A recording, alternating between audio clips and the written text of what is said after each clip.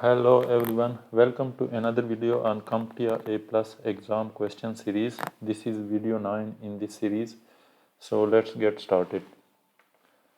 The first question is that a shielded twisted pair STP cabling reduces what kind of interference? We have to select two options, two answers, and the options are jitter, signal attenuation, crosstalk, EMI, electromagnetic induction, and signal latency. And the correct answer is that STP reduces crosstalk and electromagnetic induction. Question number 2 is that which of the following answers refer to UTP cabling? We have to select all the correct answers. So let's get directly go to the correct options. The option 1 correct option number 1 is that it uses twisted pair cabling. Next correct option is that it is used in Ethernet networks and telephony system. Next option is that it is low cost and it has ease of installation. And the next option is that it is not surrounded by any shielding that would provide protection against interference from outside sources. As opposed to STP, UTP does not have any protective shield. Here the S stands for shielded twisted pair while the U stands for unshielded. So it is not surrounded by any shielding or protection. And the last correct option is that in Ethernet networks installed with RJ45 connector, that UTP usually uses RJ45 connectors for installation inside Ethernet networks. Question number 3 is that what are the characteristic traits of a single mode fiber optics? We have to select 3 answers, and the options are that it transmission distance of up to 2 km. Second option is more expensive than multi-mode fiber. Third option is uses LED as source of light. Fourth option is transmission distances of up to 100 km. Fifth option is uses laser as the source of light. And the last option is less expensive than multi-mode fiber optics. And the correct answer are that it is more expensive than multi-mode fiber, and its transmission distances are of up to 100 km. It means that it works up to 100 km, and it uses laser as the source of light. Question number 4 is that which of the answers listed below refer to the characteristics of multi-mode fiber? And we have to select 3 answers. The first option is that it uses laser as the source of light. Its transmission distances of multimode fibers are of up to 2 km. It is more expensive than single mode fiber optics. Its transmission distances are of up to 100 km. It is less expensive than single mode fiber, and it uses LED as the source of light. And the correct options are that its transmission distance is up to 2 km, and it is less expensive as compared to single mode fiber, and it uses LED as the source of light. Question number 5 is that a common cabling type used for connecting workstations to network devices is referred to as, we have to select 2 options, and the options are patch cable, RJ59 cable, crossover cable, RJ6 cable, and straight through cable. And the correct options are that this cable is usually called a patch cable or a patch cord, and it is a straight through cable. Question number 6 is that USB 2.0, also known as the high-speed USB, specifies the maximum data transfer rate of options are 120 megabit per second, 240 megabit per second, 480 megabit per second, and 960 megabit per second. And the correct answer is 480 megabit per second. Question number 7 is What type of Ethernet cable would be used for establishing a direct communication link between two PCs? And the options are patch cable, crossover cable, rollover cable, and straight through cable. So when we connect same type of devices, we use the crossover cable.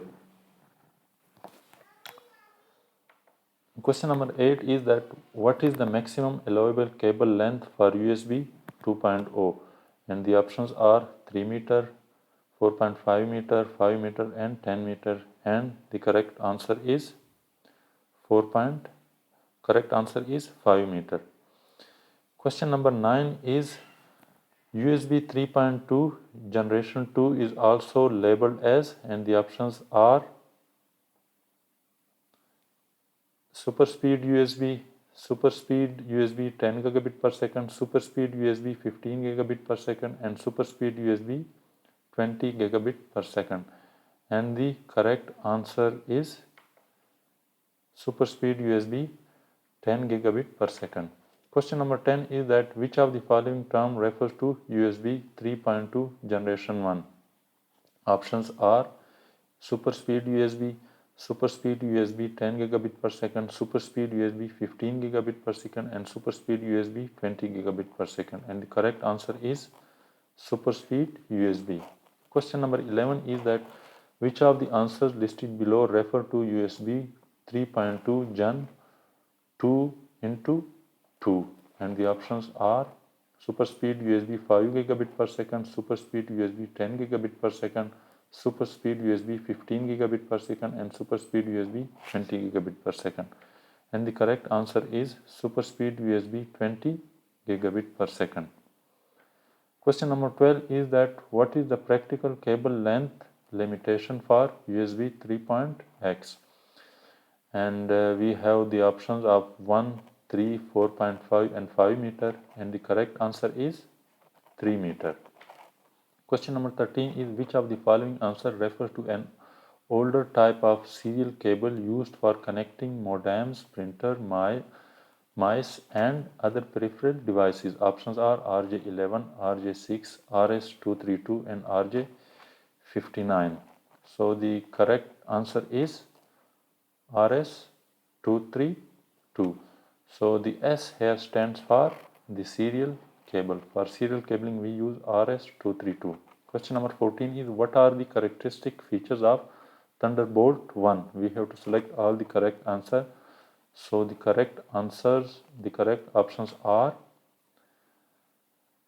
that its data transfer rate is up to 20 gigabit per second. It uses mini DisplayPort MDP connector. It has the capability to send PCIe DisplayPort data and transfer data and power over a single cable, and it support up to 6 devices on a single port. Question number 15 is which of the following answers listed below refer to Thunderbolt 2? And we have to select all the correct answers, and the correct answers are it supports support for up to 6 devices on a single port, capability to send PCIe DisplayPort data and power over a single cable, mini DisplayPort MDP connector, and data transfer rate of up to 20 gigabit per second. Question number 16 is that the Thunderbolt 3 apply to. The correct answer related to Thunderbolt 3 are that it provides support for up to 6 devices, same as in Thunderbolt 1 and 2. It enables data transfer rate of up to 40 gigabit per second, and it uses USB-C connector. And again the last correct answer is that it provides the capability to send PCIe DisplayPort data and power over a single cable. Question number 17 is what is the maximum allowable length for a Thunderbolt copper cable? Options are 3, 6, 10, and 15 meters, and the correct answer is 3 meter. Question 18 is the fiber optic Thunderbolt interface allows for maximum cable length of. Options are 30 meter, 40 meter, 50 meter and 60 meter, and the correct answer is 60 meter. Question number 19 is that which of the following answer refer to a video connection standard? We have to select all the correct options, and the correct options are DVI, it is a video standard. Again, DisplayPort or DP port, it is also a video standard.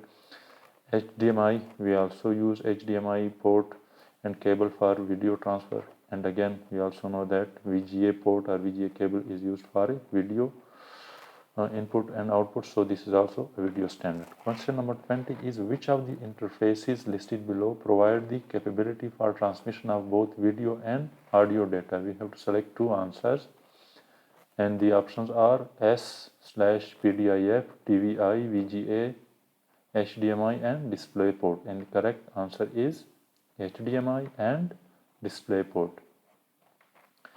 Question number 21 is that what are the characteristic features of the signal that can be carried through the HDMI cable? We have to select two answers, and the correct answers are digital signal and video and audio. Question number 22 is which of the following answers refer to the features of DisplayPort or DP port? Options are analog video, audio only, digital audio and video, video only and analog audio, and the correct answer is digital audio / video. Question number 23 is that which of the digital visual interface DVI versions does not provide support for digital signal transmission? Options are DVI-D, DVI-A, DVI-I or DVI-A/D, and the correct answer is DVI-A. Since A stands for analog, so we can say that it does not support digital signal transmission. So that's all for today. I hope you enjoyed the video. If you haven't subscribed till yet, so please subscribe and stay tuned for the upcoming video. Thank you.